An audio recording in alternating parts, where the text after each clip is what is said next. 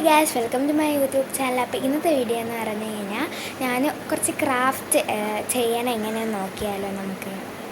അപ്പോൾ ഇതിൻ്റെ first long video ആണ്. അപ്പോൾ ഇതിൽ ചെറിയ ചെറിയ മിസ്റ്റേക്സ് ആണ്. എന്തെങ്കിലും മിസ്റ്റേക്ക് ഉണ്ടെങ്കിൽ ക്ഷമിക്കണേ.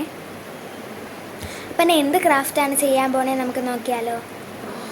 അപ്പോൾ ഗൈസ്, ഇത് പാറ്റേൺ പേപ്പേഴ്സാണ്. അപ്പോൾ നമുക്ക് പാറ്റേൺ പേപ്പേഴ്സ് എങ്ങനെ ഉണ്ടാക്കണമെന്ന് നോക്കിയാലോ.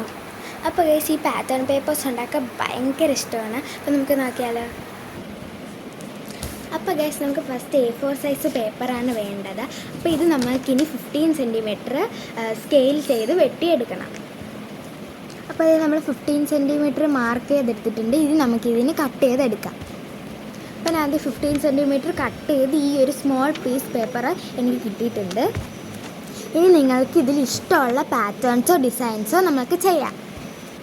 അപ്പോൾ ഗൈസ്, ഞാൻ ഈ ഒരു പാറ്റേണിലാണ് ഞാൻ ചെയ്തിരിക്കുന്നത്.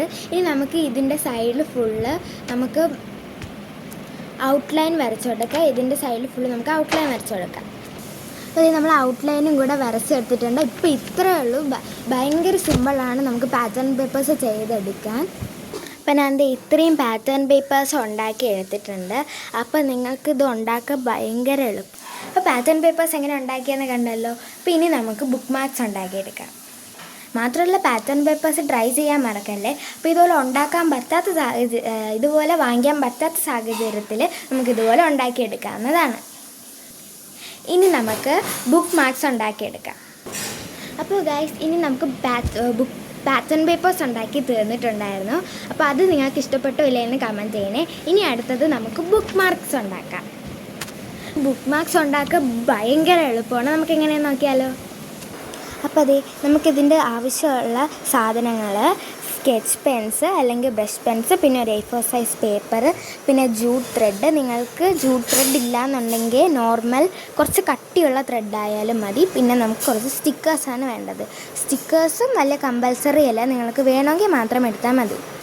അപ്പോൾ ഗൈസ്, ഫസ്റ്റ് നമുക്ക് ഈ A4 സൈസ് പേപ്പർ ചെറിയ പീസായിട്ട്, അതായത് ഈ ഒരു സ്കെയിലിൻ്റെ അളവിൽ നമുക്കിതൊന്ന് കട്ട് ചെയ്തെടുക്കാം. അപ്പോൾ ഗൈസ്, ഈ സ്കെയിലിൻ്റെ അളവിലാണ് ഇത് കട്ട് ചെയ്തെടുത്തിരിക്കുന്നത്. ഇനി നിങ്ങൾക്കിതിൽ ഇഷ്ടമുള്ള ഡിസൈൻസ് നിങ്ങൾക്കിതിൽ വരച്ചെടുക്കാം. അപ്പോൾ ഞാൻ ഇതുപോലെ സ്ലാൻഡിങ് ഗ്രിഡ് ലൈൻസാണ് വരച്ചു കൊടുക്കുന്നത്. ഇനി നമുക്കിതിൽ സ്റ്റിക്കേഴ്സ് ഒടിച്ചു കൊടുക്കാം. അപ്പോൾ ഞാൻ ഇവിടെ കവായ് സ്റ്റിക്കേഴ്സാണ് എടുത്തിരിക്കുന്നത്. ഇത് ഒരു പർപ്പിൾ കളറാണ് ഞാൻ ചെയ്യുന്നത്. അപ്പോൾ അതുകൊണ്ട് തന്നെ പർപ്പിൾ സ്റ്റിക്കറാണ് എടുത്തിരിക്കുന്നത്. ഇതിൽ പകുതിയും തീർന്നിട്ടുണ്ട്. അപ്പോൾ സ്റ്റിക്കേഴ്സ് ഇല്ലയെന്ന് പറഞ്ഞ് വിഷമിക്കേണ്ട. സ്റ്റിക്കേഴ്സ് ഇല്ലെങ്കിൽ നമുക്കൊരു കുഴപ്പമില്ല. ഈ ഡിസൈനിൽ നമുക്ക് വേറെ എന്തെങ്കിലും ഡിസൈനും കൂടെ കൊടുത്താലും മതി.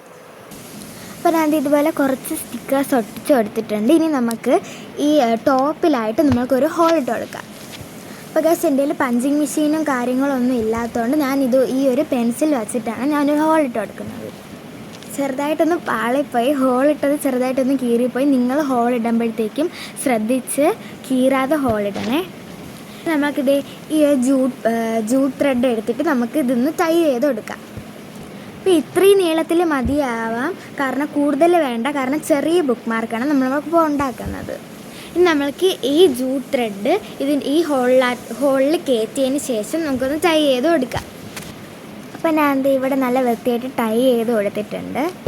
അപ്പോൾ അത് ഇത്രയേ ഉള്ളൂ. നമ്മൾ ബുക്ക് മാർക്ക് നമുക്ക് എളുപ്പത്തിന് ഉണ്ടാക്കി എടുക്കാവുന്നതാണ്. അപ്പോൾ നിങ്ങൾക്ക് ഇഷ്ടപ്പെട്ട ലൈക്ക്, ഷെയർ, സബ്സ്ക്രൈബ് ചെയ്യാൻ മറക്കല്ലേ. Okay, by.